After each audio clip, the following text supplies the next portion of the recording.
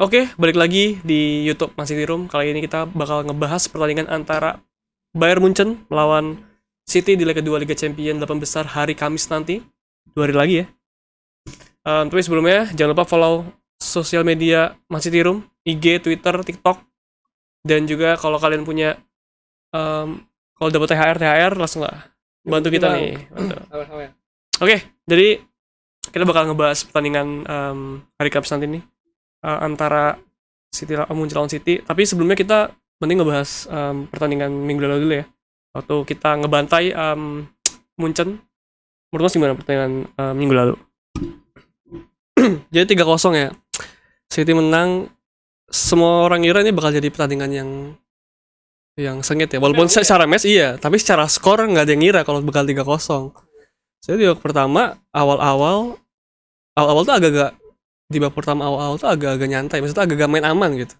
Hati-hati kan? Hati-hati. Nah, masuk ke gol Rodri itu berapa ya? Oh iya, pokoknya itu setelah babak kedua itu udah mulai tuh. Dari awal Sane udah mulai ngesut. Babak pertama maksudnya setelah Rodri ngegol itu tetap sama kan? Iya, sama. Maksudnya mainnya tetap hati-hati. Nah, pas babak kedua baru kan? Baru si mulai keluar ya. Oh iya si Munchen udah mulai berani ngesut dari jauh-jauh, apalagi Sane. Terus Sane sering beberapa kali juga agak-agak one on one sama Ederson, terus ditangkis. Terus peluang apa lagi ya?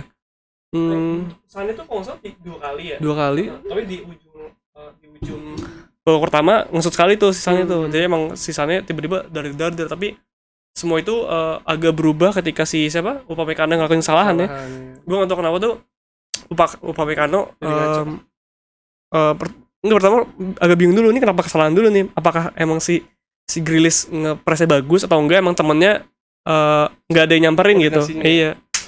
Nah habis itu tuh langsung Upamecano benar-benar hancur mainnya, dia kesalahan lagi tapi sayang nggak berbuah hasil. Dia terus langsung Munchen bener-bener kayak nggak kelihatan sama sekali kan. Ya sebenarnya Munchen emang kan dari penguasaan bola Munchen unggul kan, tapi City tuh sekali nyerang langsung bahaya. Kayak beberapa peluang tuh babak pertama tuh kayak contohnya Gundogan yang pakai kakinya Sommer. Terus awalnya babak kedua kayak Alvarez dari jarak jauh, si Grealish sempat flashing tinggi, banyak banget. Jadi peluang City tuh secara penguasaan bola banyak muncul, tapi secara serangan City bahaya banget. Untungnya kalau nggak ada Sommer ya orang-orang yang bilang ya bisa 6-0 7-0. Jadi sebenarnya gue masih agak greget kenapa kita nggak lebih dari 3-0. Karena bisa aja 5-0, 4-0 lah, tapi 3-0 udah oke, karena kita yang penting gak kebobolan dulu. Dan setelah kita menang lawan Munchen kan, permainan yang bagus itu kita bawa juga ke ini ya, pertandingan lawan Leicester di minggu depannya itu. Dan di babak pertama ya kita menang 3-0 langsung ya. Maksudnya gol cepet dari Stone, terus habis itu gol penalti Haaland, sama gol Haaland yang mana lagi terakhir ya? Yang ketiga lupa lagi. Ya pokoknya yang di depan Kevin, yang terobosan ya. Iya bagus banget tuh. Dan ya itu City mainnya bagus banget tuh di awal-awal babak. Prediksi juga ya. Dan sayangnya banget ya si City nggak bisa main seperti babak pertama ya. Nah tapi sebelum masuk situ gol Haaland kedua tuh mencatat rekor kan. Oh iya. Jadi setelah Haaland gol kedua itu Haaland menyamai rekornya Mohamed Salah dengan 32 gol dalam satu musim, dan Haaland masih punya 8 match ya. Masih punya 8 match. Jadi gol terbanyak di Premier League 32 gol di pakai apa namanya? Menggunakan format 20 klub itu udah sama nih rekornya. Sama Salah. Semoga Haaland bisa nyalip Salah dan atau apa? Bisa nyamain Alan Shearer dan siapa namanya? Andy Cole kan? Andy Cole ya. Karena 34 gol. 34 dengan 22 tim. Tapi Pep langsung ngeluarin 5 pemainnya, tapi di babak kedua langsung anjlok banget tuh. Dan si Calvin Phillips jadi sorotan ya, karena dia yang bikin salah satu yang bikin kita kebobolan. Gue nggak tahu kenapa dia ada di depan Ederson sih. Golin aja ya. Maksudnya aneh aja gitu. Selain yang jadi pembeda tuh Calvin Phillips karena ganti Rodri. Kan Pep juga totalnya tuh ganti 5 pemain di babak kedua. Pertama Haaland, ganti Alvarez, terus Rodri, Calvin Phillips, terus yang masuk itu juga Palmer, siapa lagi ya? Back kiri tuh Gomez, satu lagi itu Akanji masuk. Jadi setelah babak kedua gue pikir udah aman, oke 3-0, kebobolan 1 nggak apa-apa lah. Tapi selain Leicester yang golin 1, ternyata diserang juga kayak Ian Nacho, Tiang, terus Madison, Ruben Dias, untung nyamping ya. Ditangkis Ederson. Jadi sebenarnya di babak kedua tuh gue agak-agak takut imbang gitu karena Leicester mainnya beda banget sama babak pertama. Itu kalau misalnya Leicester golin 1 itu langsung bisa balik tuh. Bahkan komentator bilang kan nih fan Arsenal pasti seneng banget nih kalau bobo. Dan Pep juga udah ngomong kan, yang gue baca sih dia bilang kalau dia ngakuin kesalahan, harusnya dia nggak langsung banyak ngeluarin pemain gitu, harusnya pelan-pelan dulu. Tapi ya at least kita menang. Yang terpenting itu menang, dan yang bisa kita ambil adalah pemain yang gak ada yang cedera dan buat lawan Munchen. Tapi kita balik lagi nih ke Munchen. Kalau kita lihat setelah Munchen kalah dari City, mereka tuh langsung di Bundesliga langsung imbang lawan Hoffenheim ya, di kandang sendiri lagi. Maksudnya berarti emang si Tuchel ini nggak jago-jago amat nih di awal-awal mula ngelatih Munchen. Karena emang mungkin perlu adaptasi kan. Terus emang ada yang bilang mungkin berpengaruh sama lini internalnya Munchen, sempat ada berantem lah. Terus kemarin kalah, udah kalah kemarin kalah, terus Upamecano maksudnya kalahnya karena error. Terus ternyata Sané-Mané berantem di Bundesliga satu sama lawan Hoffenheim. Jadi emang Munchen lagi nggak bagus ya. Tapi banyak orang bilang juga Munchen ini salah sih ngedepak si Nagelsmann karena terlalu dini, dan maksudnya bukan terlalu dini ya, maksudnya nanggung aja gitu. Harusnya ntar aja akhir musim gitu. Terus kalau kita lihat statnya dari pertandingan kemarin Munchen, bukan apa sih? Line up Munchen lawan Hoffenheim. Mereka ini notabene memainkan pemain yang hampir sama, intinya tim inti sih. Yang beda tuh paling Muller main dari awal sama Joao Cancelo. Terus Pavard main di tengah ya. Harusnya kan kemarin Upamecano tuh. Dan tetap seri gitu. Iya. Paling ini sih di babak kedua baru tuh masukin pemain muda, main yang bukan tim utama ya, kayak Gravenberch, karena tuh si Mas Roy ya. Terus paling Leon Goretzka yang lawan City jadi tim utama, di pertandingan ini jadi cadangan, tetap dimainin tapi tetap imbang gitu. Tapi golnya kalau nggak salah Hoffenheim dengan bebas deh. Iya, tapi tetap aja seri di kandang sendiri. Dan sebelumnya kan sebelum lawan City kan menang 1-0 doang tuh lawan Greenberg, lawan apa gitu gue lupa. Iya, Freiburg sebelum lagi kan kalah di kandang juga kan. Jadi menurut gue di kandang Munchen nggak terlalu sangar ya. Tapi kita punya beberapa catatan buruk. Bukan buruk juga sih, nggak terlalu bagus main di home di laga UCL ya. Karena nggak sebagus home. Nggak sebagus home. Bukan artinya kita kalah terus kan. Laga away, karena terakhir kita main laga away itu kita kalah 3-1 lawan Madrid itu berapa ya? Ini agregat. Iya. Tapi intinya kan kita kalah kan. Walaupun mainnya bagus. Terus ini kan di semifinal, di 8 besar kita juga nggak berhasil menang lawan Atletico Madrid. Kita cuma imbang 0-0.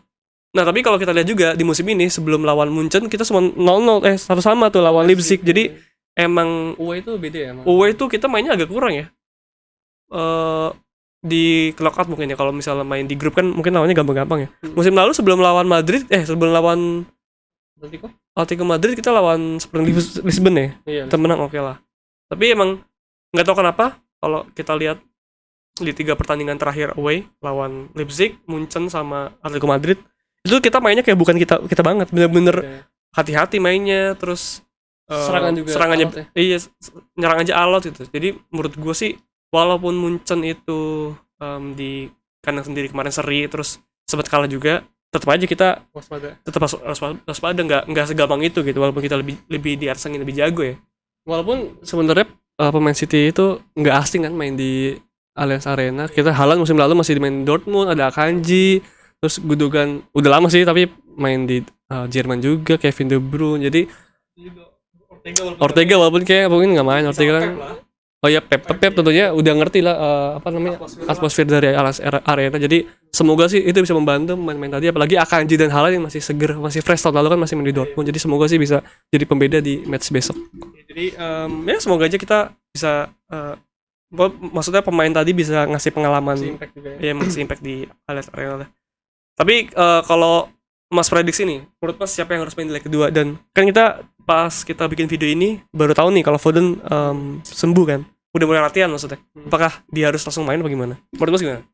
Menurut gue untuk line up besok ya di leg kedua lawan Munchen di Allianz Arena, gue sih pengennya sama dulu deh sama leg pertama, karena oke, misalnya ada yang lagi nggak perform, paling nggak coba dulu, ibaratnya toh lagi bagus semua ini, coba dulu aja. Mungkin yang tadi bilang di kanan Mahrez dan Foden mungkin bisa main, tapi Bernardo aja coba dulu gitu, karena daripada kita nggak main terbaik tapi ternyata salah, mending main terbaik dulu. Kalau emang ada yang nggak perform ya udah baru diganti gitu aja sih. Yang penting main aman dulu, apalagi 4 back kita tuh yang CB di belakang udah harus buat main, karena Coman Gnabry Sané mending sih, paling Coman dan Gnabry itu nggak terlalu bergerak di. Contohnya kayak ini sih, siapa Coman tuh babak pertama tuh main di kanan, sama Kanji mati, pindah ke kiri, sama Ake mati juga. Jadi semoga sih CB4 itu bagus lagi di leg kedua ini. Ya pokoknya kalau nggak ada yang rusak mesti dibenerin ya. Maksudnya kemarin udah bagus gitu, dan kita di Leicester juga udah bagus. Cuman